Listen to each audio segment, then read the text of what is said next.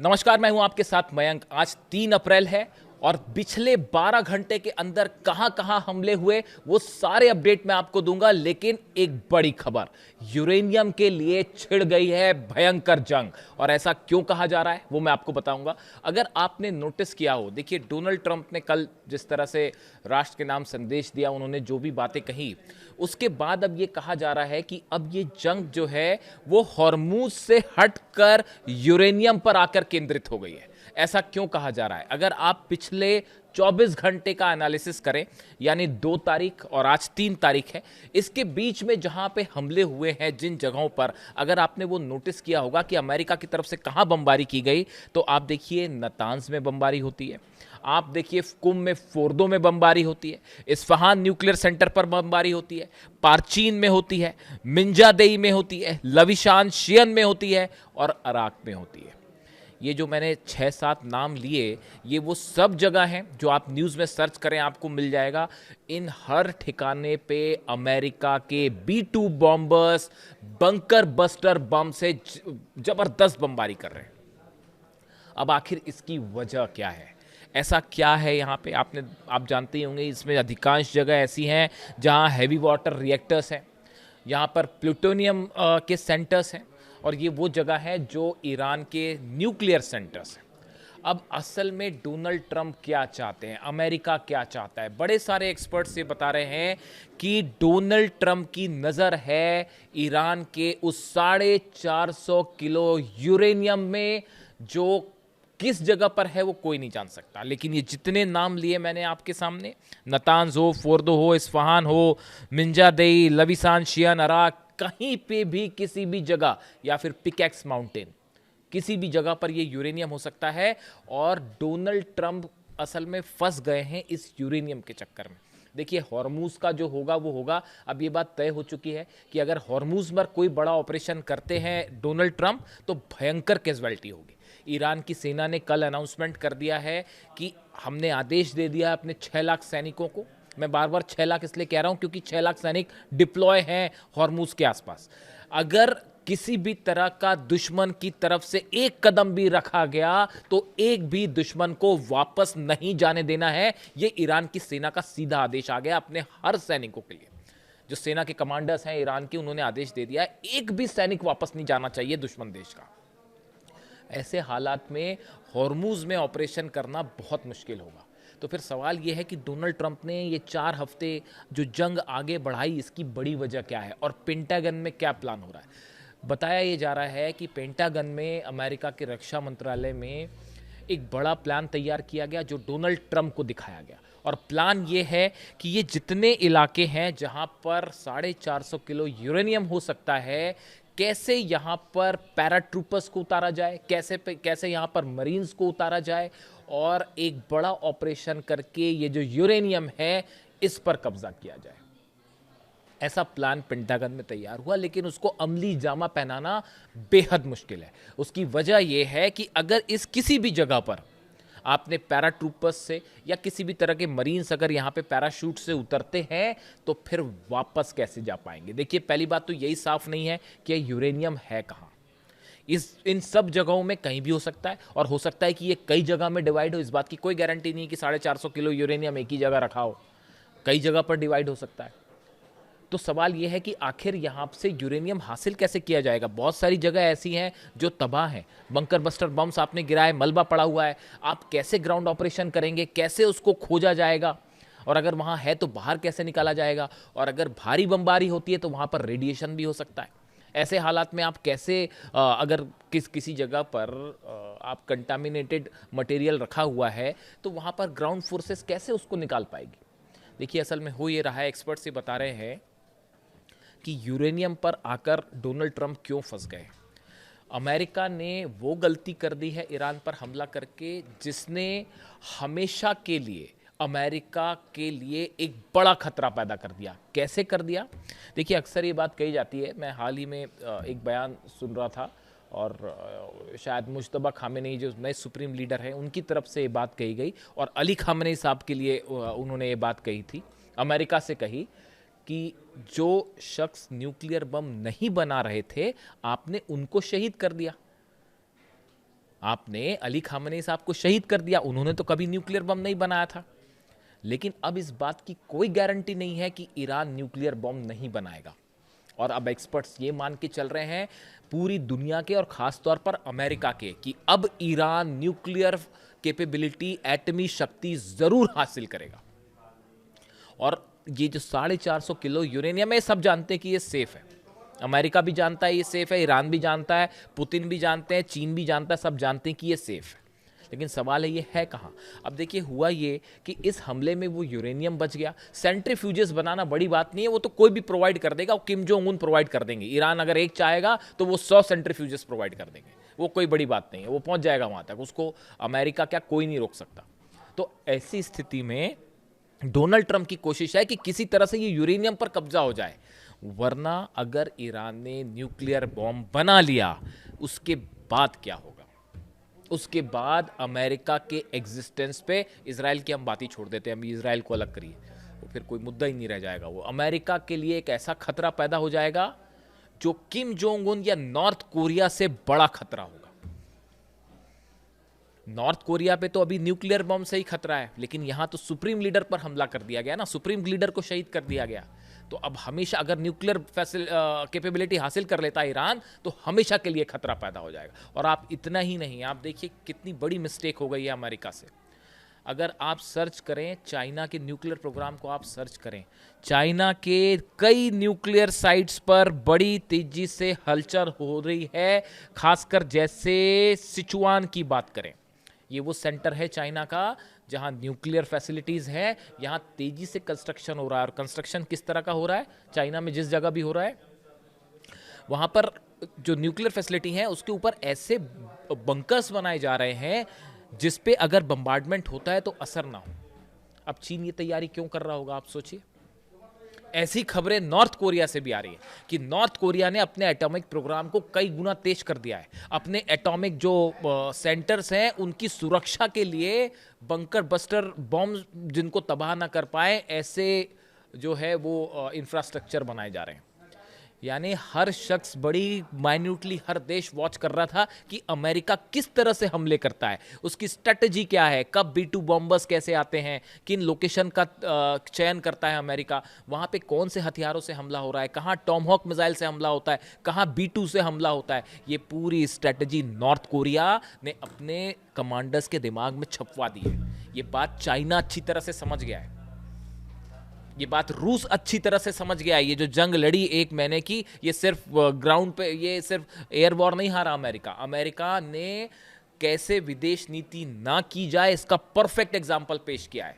कैसे जंग में एंटर ना किया जाए इसका एग्जाम्पल पेश किया है। इससे करी मिलिट्री के स्तर पर अमेरिका की हार नहीं हो सकती। आपने जो बम्बार्डमेंट किए हैं, आपने अपनी पूरी स्ट्रेटजी बता दी नॉर्थ कोरिया को, चाइना को, सबको। और इतना ही नहीं, ईरान ने उसमें आपको हरा भी दिया। यानी अब जो खतरा पैदा हो रहा है न्यूक्लियर, ईरान भी न्यूक्लियर होगा, किम जोंग उन एक तरफ से ज्यादा एग्रेसिव होंगे पहले के मुकाबले, और चाइना तो है ही।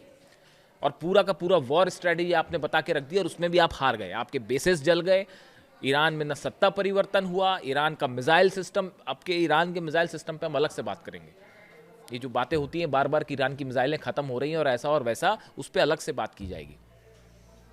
कुछ खत्म नहीं हो रहा, अभी मैं आपको हमले गिनाऊंगा, आप देखिएगा। लेकिन अब हुआ ये कि इस पूरे मामले में देखिए, पहले बातचीत हो रही थी, अली खामनेई साहब जब थे, बातचीत चल रही थी, अब्बास अराक्ची साहब बात कर रहे थे। ईरान जो है पूरे सलीके से बात कर रहा था कि आप एक सम्मानजनक स्तर पर समझौता करते। ईरान का मकसद नहीं था न्यूक्लियर बनाना, अगर न्यूक्लियर होता तो अब तक तो खत्म हो गया होता अमेरिका। नहीं बनाया ईरान ने न्यूक्लियर बॉम्ब, क्योंकि अली खामनेई साहब अपनी बात पर कायम रहे हमेशा। लेकिन अब जिस तरह से हमले हुए, अब आगे क्या होगा। तो देखिए, उस समय तो आप बात कर रहे थे ईरान से, अब ईरान बात करने को तैयार नहीं है। आपने सुप्रीम लीडर को निशाना बनाया, अब आप कैसे डील करोगे ईरान की सेना के साथ, आप कैसे डील करोगे। अहमद वाहिदी जो आरजीसी के नए प्रमुख है, एकदम हार्ड लाइनर है, वो किसी तरह से दबाव में नहीं आ, दबाव में आना तो छोड़िए, वो इतने ज्यादा एग्रेसिव है। ये जो हमले आप देख रहे हैं ईरान के, जो पूरे अरब देशों पे हो रहे हैं, इजराइल पे हो रहे हैं, और मिरर कि एक हमला करता है, ईरान 10 हमले कर दे रहा है, एक कदम आगे बढ़ के हमले कर रहा है। जिस एग्रेशन के साथ अमेरिका के मिसाइल बेसेस उड़ाए गए, इन सब में IRGC का बहुत बड़ा रोल और अहमद वाहिदी जो उनके चीफ हैं उनकी भी बहुत बड़ी भूमिका। अब डोनाल्ड ट्रंप क्या उनसे डील करेंगे, वो बात ही करने को तैयार नहीं है। यानी डिप्लोमेसी वाली बात आपने हमेशा के लिए खत्म कर दी, किसी स्तर पर ईरान बात करने को तैयार नहीं, और उसके बाद भी आप शर्त रख रहे हैं नहीं। तो ये आपने एक न्यूक्लियर, ये जो यूरेनियम की जंग है, ये ऐसी जंग है जिसके लिए ये जो बम्बार्डमेंट हो रहा है लगातार ईरान पे, वो बस इसी डर से हो रहा है कि ये कहीं ये किसी तरह से ये यूरेनियम ख़त्म किया जाए, वरना ईरान को अब कोई रोक नहीं पाएगा। इस बार तो मिसाइल्स वाली जंग हो रही थी, लेकिन अगली बार ऐसे हालात बने तो फिर सीधा एटमी जंग होगी। और ये अमेरिका की विदेश नीति को इससे बड़ा करारा झटका और कुछ नहीं हो सकता, ऐसा तमाम एक्सपर्ट्स की बात जो है उनकी ये राय है। अगर आप हमलों की बात करें, तेल अवीव में, रमत गन में, हाइफा में, इलियत में भयंकर हमले हुए हैं पिछले 12 घंटे के अंदर। बीती रात की हम बात करें, एक तो हिजबुल्लाह की तरफ से लगातार तेल अवीव पर ऐसा लगता है कि उन्होंने फिक्स कर रखा है। ये पिछली बार भी हुआ था ऐसा। अगर आप ये पैटर्न नोट करें, मैं आपको एक वीडियो में पहले ही बता चुका हूं कि इजराइल पर जो हमले होते हैं, ऐसा लगता है कि शिफ्ट तैयार कर दी गई है कि IRGC जो अलग अलग 31 कमांड में डिवाइडेड है, उसमें तय कर दिया गया है कि पहली यूनिट सुबह 7 बजे हमला करेगी, दूसरी यूनिट 9 बजे हमला करेगी, तीसरी यूनिट 11 बजे, और ऐसे शिफ्ट में हमले हो रहे हैं। हर 2-3 घंटे में खबर आती है कि इजराइल में अब सायरन बज रहा है और मिसाइल गिर रही हैं, ड्रोन गिर रहे हैं, और डिफेंस एयर सिस्टम डिफेंस तो खत्म ही है। उसका नतीजा आप देखिए, अब तस्वीरें आ रही हैं, पहले नहीं आ रही थी, अब इजराइल से तस्वीरें आ रही हैं। हर जगह तबाही हो रही है, और वो बेसिस पर तो जो थे उसमें तो कितनी तबाही है उसकी अभी इंफॉर्मेशन ही सामने नहीं आई है।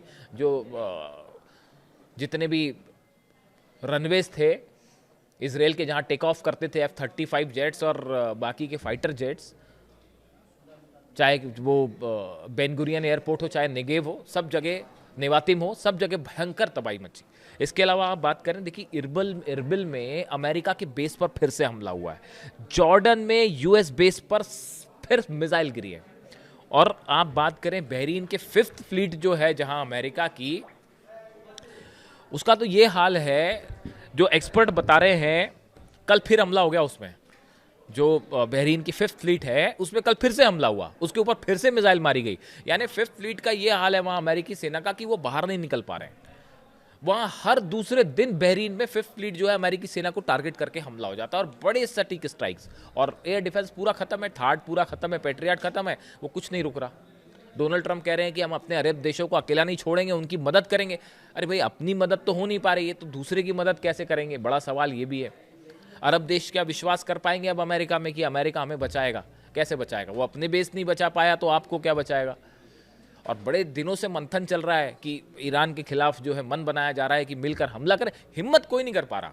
ये भी बड़ी खूबसूरत बात है कि 1 महीना हो गया और मिसाइल्स के नंबर बता रहे हैं कई देश की, हमारे ऊपर जो है वो 200 बैलिस्टिक मिसाइल गिर गई, हमारे ऊपर जो है 350 ड्रोन से हमला हो गया। अरे भाई, हमला हो गया तो आप भी कर लीजिए, पलटवार कर दीजिए। किसी की हिम्मत नहीं है, क्योंकि ईरान की सेना, बताया जा रहा है, जो एक्सपर्ट्स हैं, खासतौर पर ईरान के, मेरे कई लोगों से बात हुई जो कि ईरान की जानकार हैं और ईरान की सेना से उनकी विशेषज्ञता रखते हैं जो उस मामले में, वो ये बता रहे हैं कि ईरान की सेना अब ऐसी सिचुएशन में है जो अब वो किसी की सुनने को तैयार नहीं।